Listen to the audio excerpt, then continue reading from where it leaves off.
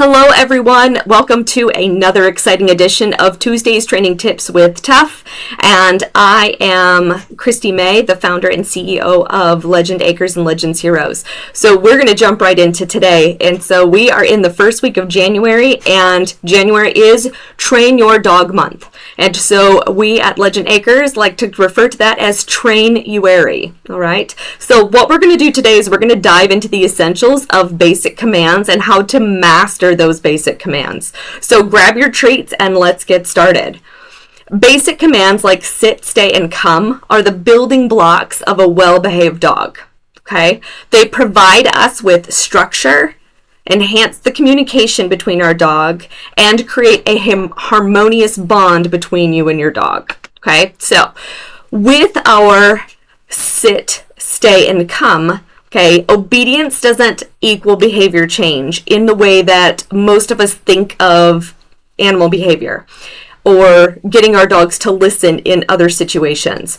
But what these simple commands do for us, or cues do for us, is they help us to build that communication. Okay, so what they do here is, again, they're providing us with some structure and giving our dogs direction. Okay, now when it comes to training, positive reinforcement is our secret weapon. Positive reinforcement involves rewarding your dog for the correct behavior, and trust me, it works like magic. Every time, all the time.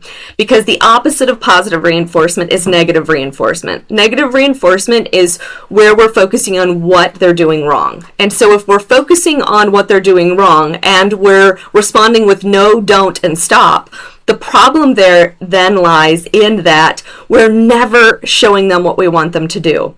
This is why positive reinforcement is so important in setting our dogs up for success in the future. Okay. Now, when we talk about using positive reinforcement and rewarding for a behavior, okay, we have to look at our dog's value system and make sure that we have everything correct. And so we're going to spend some time going over that in the next few sessions that we have for Tuesday's Training Tips with Tuff. But I just want to start with the basics today. And so there are 5 things that have value to dogs that you can use as a reward.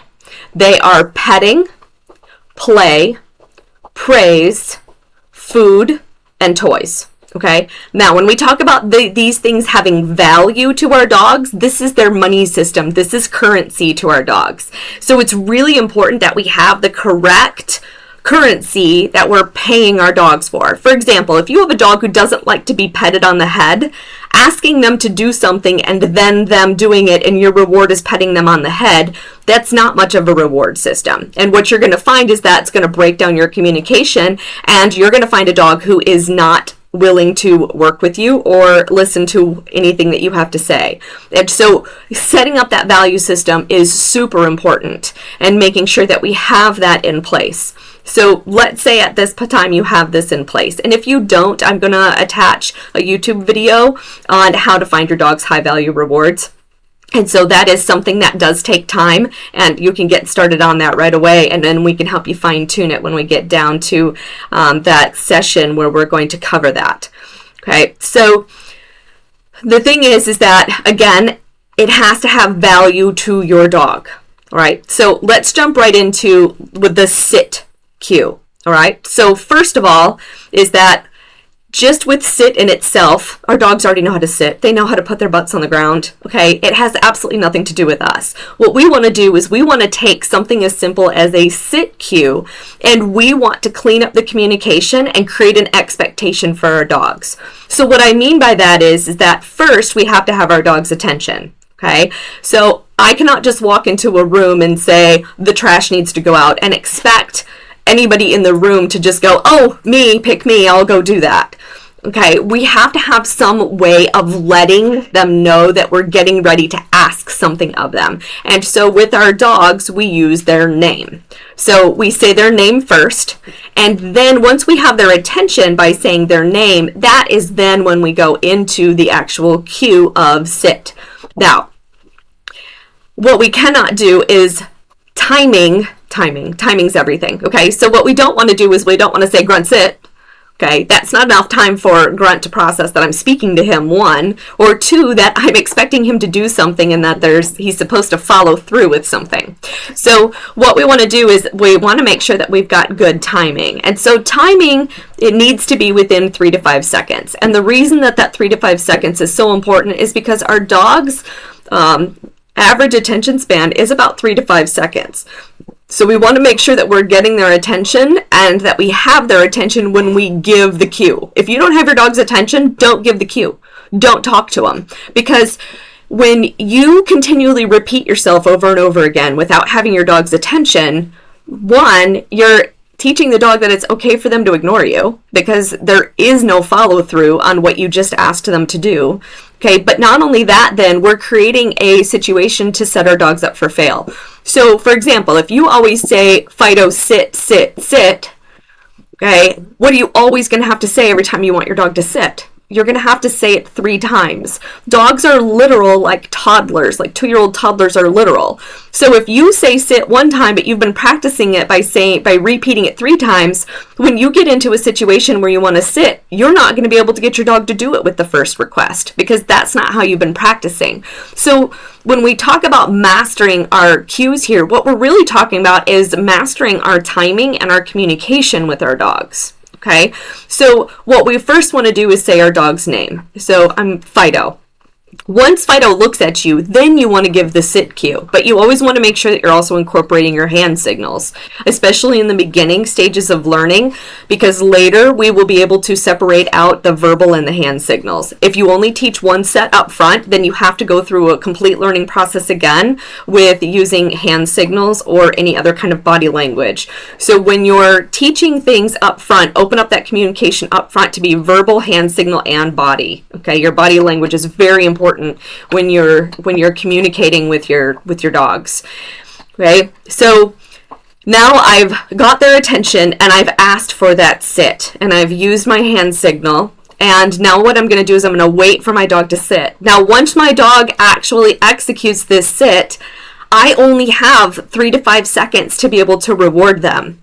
Okay, if they get up before I reward them, and then I still give them the reward, they didn't get the reward for sit, they got the reward for sitting and standing back up. Okay, so there's some really important pieces here in your timing. So what I want you to do is, if you've got a dog handy and you've got some treats, is 5 times in a row, I want you to say their name, sit, and then you're going to give that reward.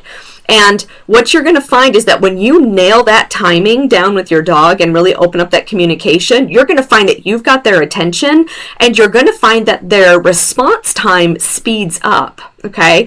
And you're going to find that they're able to focus on you longer, and you're going to be able to start adding more things into this. It's with this sit is where we open up the world of communication for our dogs. Because what happens here is our dogs already know the desired outcome. They already know how to put their butts on the ground. And if you've got a young puppy who hasn't figured this out yet, they will figure it out very quickly.